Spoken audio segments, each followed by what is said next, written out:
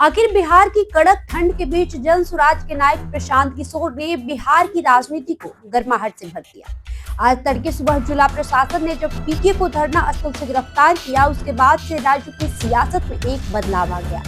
अब तक राजनीति की गूढ़ सिखाने वाले प्रशांत किशोर की राजनीति जो असफलता की राह पकड़ ली थी, आज नीतीश सरकार ने उन्हें गिरफ्तार कर सूद समेत राजनीति की बागडोर थमा दी।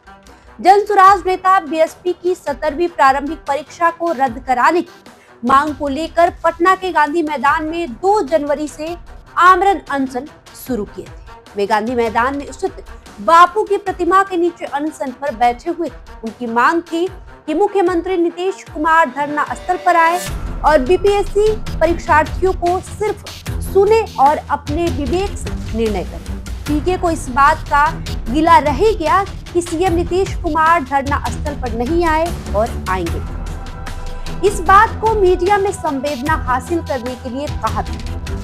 फिर छात्रा हित को ध्यान में रख जिलाधिकारी तक इस बात का भी संदेश पहुंचाया कि सिर्फ 5 छात्र अपनी इच्छा अनुसार चुनकर सीएम नीतीश से मिला दे, पर यह भी नहीं हुआ।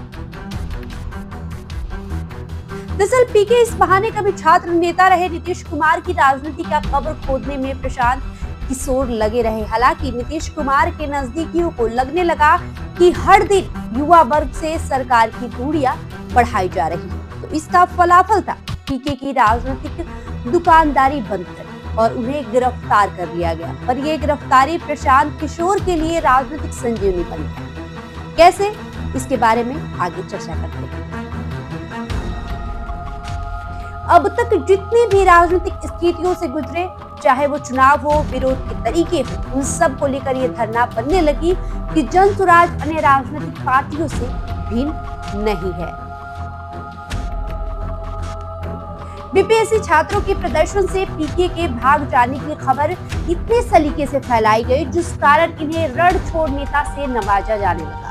पुलिस लाठीचार्ज से घायल बीपीएससी परीक्षार्थियों से जब मिलने गए तो कंबल की बात उठाकर गलती कर दी। तब उन्हें एहसान जताने वाले नेता के रूप में चित्रित किया गया। लेकिन जब इन सब आरोपों को खारिज करने के लिए बीपीएससी परीक्षार्थियों को धरना स्थल से अलग गांधी मैदान में बापू की मूर्ति के नीचे धरना पर बैठे, तो थोड़ी जो कुछ भी राजनीतिक जलाजल झेलनी पड़ी, उसे रिकवर करने का एक स्पॉट मिल गया। लेकिन तब ये कहा जाने लगा कि सुकुमार नेता जन स्वराज कितने दिन तक आमरण अनशन पर बैठेंगे, अपने ही कुछ दिन बाद धरना से उठकर चले जाएंगे। पर ऐसा हुआ नहीं। तब छात्र राजनीति में कुछ विश्वसनीय का साथ मिलने लगा और जब गिरफ्तार कर लिया गया तो कहिए प्रशांत किशोर को राजनीतिक अब ये प्रिविलेज वाले नेता छात्र की नजरों में हो गए और जो थोड़े आरोप लगे थे वो धूलने लगे। कहा जाए तो धूल गए। दरअसल पीके ने जो राजनीतिक शाख खोई थी, उसके लिए आमरण अनशन पर बने रहना उनकी राजनीतिक इच्छा की पूर्ति के लिए जरूरत बन गया था और आमरण अनशन पर डटे रहना राजनीतिक पावर रिगेन के लिए अति आवश्यक था। अब राजनीतिक अविश्वसनीय के स्वर से विश्वसनीयता का सफर तो तय करना था। ये आमरण अनशन पर डटे रहने से संभव होता हुआ दिखने लगा था और गिरफ्तारी तो उनके अभियान की 100% सफलता की मुहर लेकर आने वाला साबित।